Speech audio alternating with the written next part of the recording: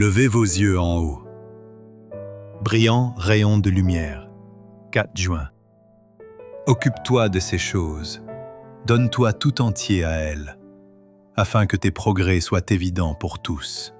1 Timothée 4,15. Le grand plan de la rédemption nous a été enseigné par Dieu. Ceci devrait constituer pour nous un sujet de profonde reconnaissance. Les promesses de Dieu ne failliront jamais si nous veillons constamment dans la prière. Notre connaissance devrait donner de la spiritualité à la compréhension. Notre connaissance des Écritures devrait être pratique. Le Seigneur est satisfait lorsque ceux qui lui sont attachés sont pleinement conscients de sa volonté. Chaque jour, ses serviteurs devraient apprendre à mieux le connaître. Chaque jour, ils devraient croître en grâce et en compréhension spirituelle, fortifiés par sa puissance glorieuse. Ils doivent croître en efficacité spirituelle, afin de pouvoir donner des forces au peuple de Dieu. Dieu ne demande pas aux pécheurs d'entrer à son service avec leurs traits de caractère naturel, pour échouer devant l'univers céleste et devant le monde. L'esprit dur et cruel qui juge et condamne a laissé sur tout la trace de l'ennemi. Mais la miséricorde intervient et dépose sa forte empreinte sur chaque plan. Le monde doit voir des principes différents de ceux qui ont été présentés jusqu'ici. Le Christ a érigé la croix.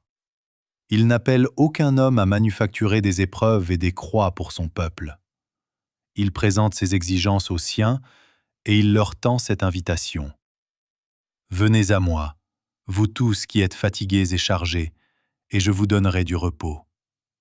Prenez mon joug sur vous et recevez mes instructions, car je suis doux et humble de cœur, et vous trouverez le repos pour vos âmes.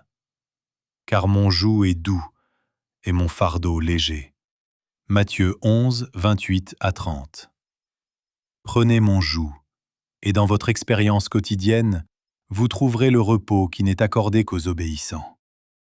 Tous sont invités à venir au Christ, mais lorsqu'ils viennent, ils doivent abandonner leurs péchés.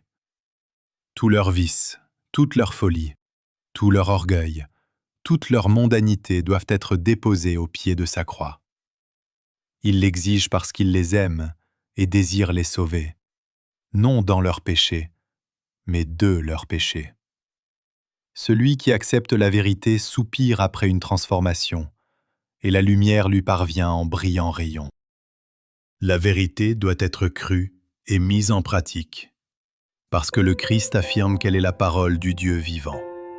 Les plus brillants rayons émanant du seuil céleste sont projetés sur le sentier où Dieu veut voir marcher son peuple. Lorsque les pécheurs acceptent le Christ comme leur sauveur personnel, ils se rendent compte de la grandeur du don de Dieu, et la louange et la reconnaissance s'exhalent vers le divin donateur. Les âmes guéries du péché seront une source de bien pour les hommes et de gloire pour Dieu.